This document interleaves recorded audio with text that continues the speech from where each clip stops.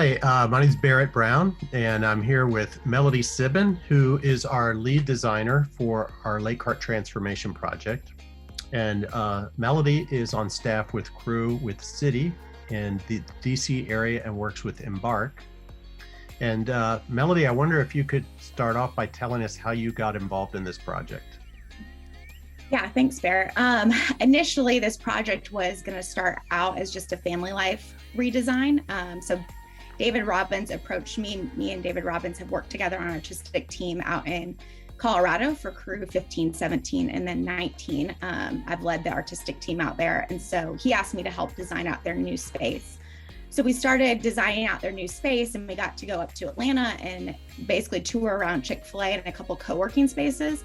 And when we went up there and saw kind of what Chick-fil-A had done and some of the concepts at co-working spaces, we had approached leadership and had basically realized that like the family life project would be great, but it would be greater if we could do all of Lake Hart. Leadership had decided that at some point they needed to build a new building or figure out how to do work differently. And so for even a stewardship issue, it's significantly cheaper to redesign a current space than it is to build a new building. So the family life space evolved into a much greater project of all of Lake Hart. Yeah, it is a big project. So you weren't necessarily an expert on new office space, innovative office space. So tell me, how are you learning how to do this? Yeah, so Chick-fil-A has been a great partner to work with initially from the beginning and lent us lots of contacts of who they worked with when they redesigned their office in Atlanta. And one of the contacts was Steelcase. So they're a big furniture manufacturing company. There's a partner gives to Crew called Store, and they are an office environment company in North Carolina. And so between Store and Steelcase, we basically have gotten their experts to help us learn along the way as we design out the space. And we lean heavily on them as it's coming to how to figure out how to do this well and how to make it successful. So they really are the experts, and they're just teaching us along the way, and we're getting to learn a lot through the whole process. Yeah, I think what I've told people is this is the first time, and maybe the only time we'll do this, but they've done it hundreds of times. So yep. We do appreciate their help.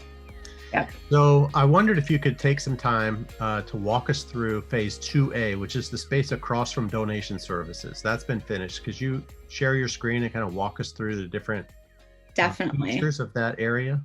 So what I'm just going to explain is kind of their layout upstairs in the west building on the quad side. So as you kind of come in, as you can see my cursor, you walk in this way, and we really wanted this space to be a welcome area for people to feel welcome to enter into the space. And so it's a little kind of this cafe type experience. So there'll be coffee right here with some different kind of water experience. And then there is these booths that are great to sit at and some cafe tables. And here you'll see there's a reception desk. And so this has been something that FSG has had for a long time. So it's still going to be present here. So if you have any questions, you can kind of come up to this desk and ask them.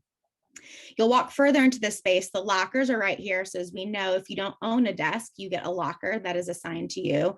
So these are for the campus mobile people that need to put their stuff down for the day. So they're going to be right here. This is still, the snack dot is still here.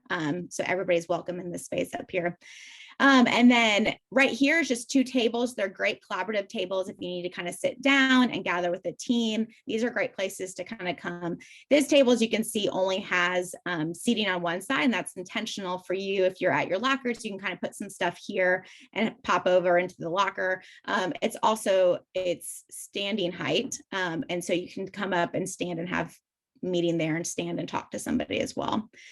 So as you see this little desk orientation, this one, and this one are their resident desk. And so if you've gone into the family life space, or hopefully soon you'll get to go into the family life space, you probably see them in videos, but these are the resident desk. And so these are the people that are at their desk majority of their day, and their job function requires a desk, a permanent desk.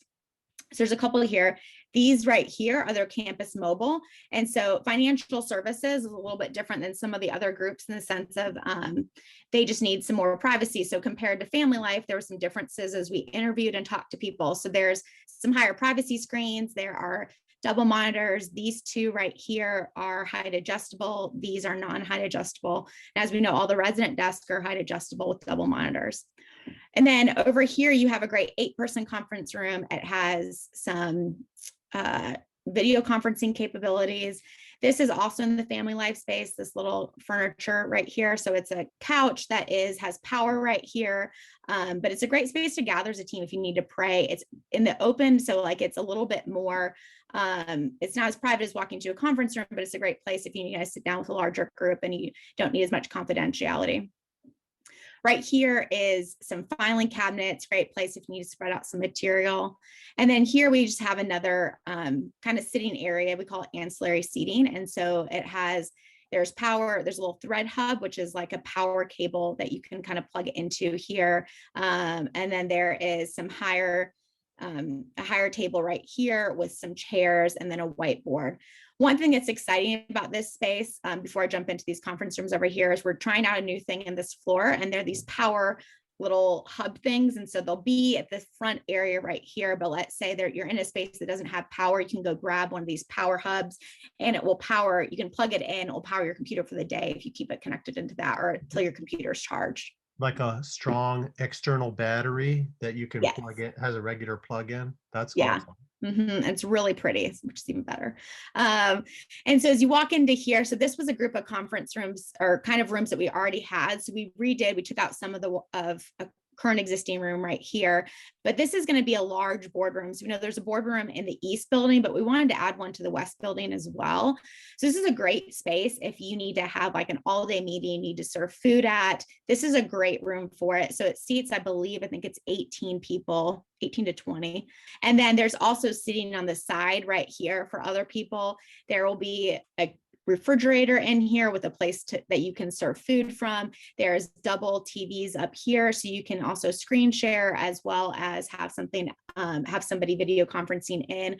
And the back wall itself is actually a whiteboard. It's a gray whiteboard, but so you can also kind of take notes up there. So this is a really fun space if you need to have just in more all-day meeting, you need something a little bit nicer than some of the other ones. And then you walk over here and we have another 6-person conference room. This is a 4-person conference room, 3-person, and then some little individual spaces. We did knock down this wall right here and made it into demountable walls that are clear so that you get the sun from the atrium coming in. And so it's a lot more lighter and bright in the space. And I noticed, I think what's true, the windows, along the windows to the quad, those small single person rooms, those will have glass doors too, right? Yeah. So this is a great, like one person wants to come in, get away for a little bit, step into this space. And just to remember, like, because we're doing activity-based, neighborhood-centric, this space is open to anybody. And so these conference rooms, if you are on campus and want to get away for a little bit, come over here and work. People probably won't be able to find you if you're in one of these little hidden conference rooms. Yeah. Thank you so much. It's great to see this. I know that the space right across the atrium there has gotten an initial design. And so when that's done, we'll get you back on here and you can talk about how the space across the atrium works with this space as well. Yeah, so, perfect. Thanks, Barrett. Thanks. We'll talk to you soon. Yeah, sounds good. All right. Bye. Bye. Good job. That was great. Perfect. Good. Thank you for not doing He didn't that. even bark at all. He was great.